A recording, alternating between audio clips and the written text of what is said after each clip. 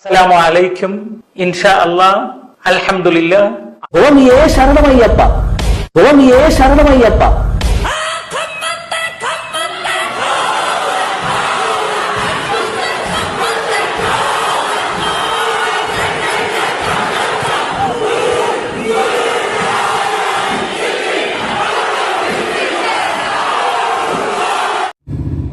അസ്സലാമലൈക്കും. സ്വാമിയെ ശരണമയ്യപ്പ. താതാത്മ്യപ്പെടൽ കൊള്ളാം ക്രൈസ്തവ പുരോഹിതന്മാർ, പക്ഷേ അത് നിലനിൽപ്പിന് വേണ്ടിയും ഭയത്തിലൂടെയും ആകരുത്. ഈ തീവ്ര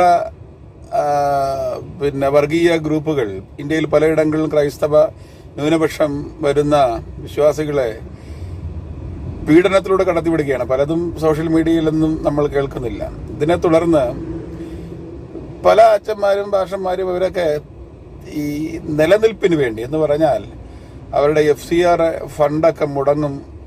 ഈ താതാത്മ്യപ്പെട്ടില്ലെങ്കിൽ അവരുടെ ബാങ്കിലെ വരുമാനം നഷ്ടപ്പെടും. മോദി ഭരണത്തിലിരിക്കുന്നു, അമിത്ഷാ തടയും. അതുകൊണ്ട് താതാത്മ്യപ്പെട്ട്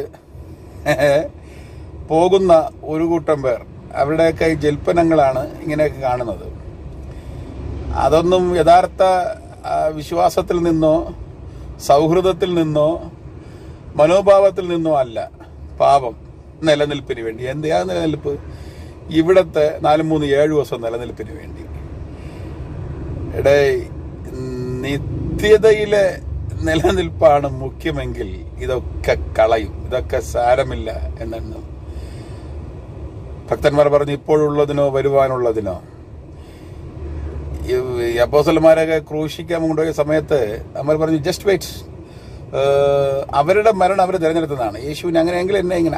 അതവർക്ക് ഈ ഇവിടെ വിട്ടുപിരിഞ്ഞ് ദൈവത്തോട്ടിരിക്കാൻ ഞാൻ ആഗ്രഹിക്കുന്നു, നിങ്ങളോട് ഇരുന്നാൽ അത് ആ ഒരു ലാഘവം. ഈ ഇവിടത്തെ നിലനിൽപ്പ്, ഇവിടത്തെ ഇതിനു വേണ്ടി പോരാടുന്ന പള്ളിയിൽ അച്ഛന്മാരും ബിഷപ്പന്മാരും പുരോഹിതന്മാരും സ്വാമിയെ ശരണമയ്യപ്പ എന്ന് പറഞ്ഞ് താതാത്മ്യപ്പെടുന്നു. അവരവരുടെ വിശ്വാസങ്ങളിൽ അവരെ സ്വാമിയെ ശരണമയ്യപ്പ എന്ന് പറയുന്നു, അവരുടെ വിശ്വാസത്തിൽ. അസ്സലാമലൈക്കും അവരുടെ വിശ്വാസത്തിൽ. പക്ഷെ നീയൊക്കെ വായിലെടുക്കുന്നത് അവരുടെ ഉള്ളിലുള്ള വിശ്വാസത്തിന്റെ ആ അടിത്തറയിലല്ല. നിന്റെയൊക്കെ FCRന്റെയും വീടിന്റെയും ആരോഗ്യത്തിന്റെയും ആയുസിന്റെയും നിലനിൽപ്പിന് വേണ്ടി. 2, ഭയം. ഭയം കൊല്ലുമോ, നമ്മളെ ഉപദ്രവിക്കുമോ, അവിടെ നടന്നതുപോലെയൊക്കെ ഞങ്ങളെയും കഴുത്തറുക്കുമോ, കൊല്ലുമോ എന്നൊക്കെ പറഞ്ഞ് താതാമ്യപ്പെടാറുണ്ട്. വളരെ പരിതാപകരമാണ്. മനസ്സിലായില്ലേ? ഈ ഇങ്ങനെയുള്ള തരത്തിലുള്ള ഈ താതാത്മ്യപ്പെടൽ. ഭയം ഒരു മനുഷ്യന് കടന്നു വരുന്നത് സ്നേഹശൂന്യത വരുമ്പോഴാണ്. സ്നേഹശൂന്യത വരുന്നത് എപ്പോഴാണ്? ഒറ്റപ്പെടൽ, ഏകാന്തത, നിസ്സഹായത കടന്നു വരുമ്പോഴാണ്. നിസ്സഹായതയും ഏകാന്തതയും കടന്നു വരുന്ന എപ്പോഴാണ്? അജ്ഞത. ഇതിന്റെ എല്ലാത്തിൻ്റെയും കാരണം ആരാധിക്കുന്ന ദൈവം ആരാണ് എന്നുള്ള അജ്ഞതയാണ്. ഭക്തൻ പറഞ്ഞു, ഞാൻ ആരെ വിശ്വസിച്ചിരിക്കുന്നു എന്നറിയുന്നു. ഞാൻ അറിയുന്നു, ഞാൻ ദൈവത്തെ അറിയുന്നു, ദൈവം എന്നെയും അറിയുന്നു.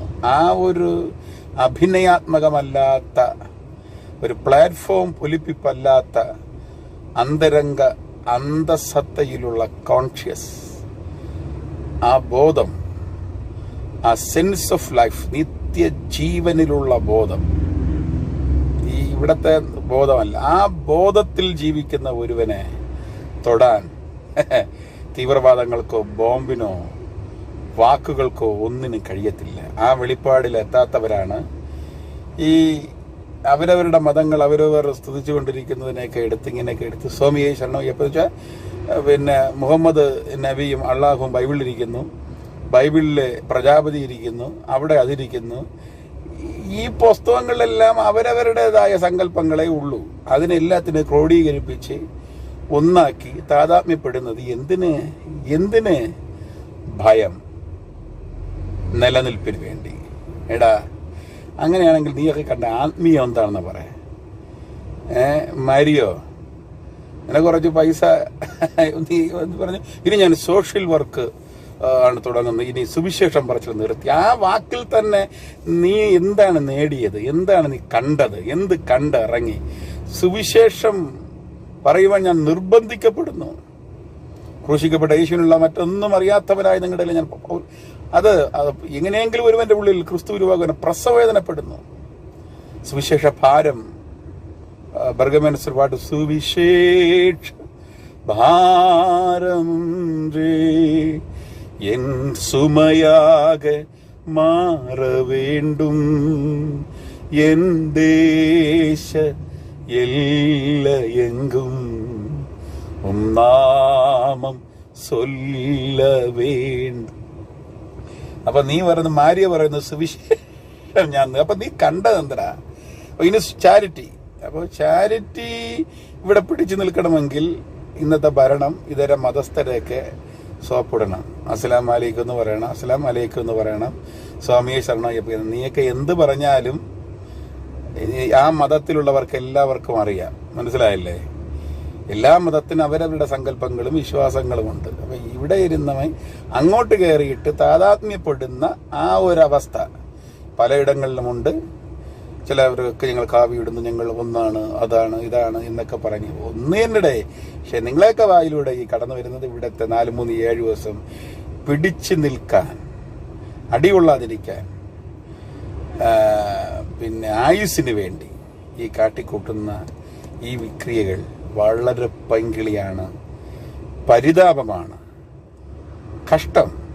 നീയൊക്കെ പ്രാപിച്ചത് യഥാർത്ഥ യേശുവിനെ അല്ല, മറ്റൊരു യേശു, മറ്റൊരാത്മാവ്, വേറൊരു സുവിശേഷം. ഓക്കെ.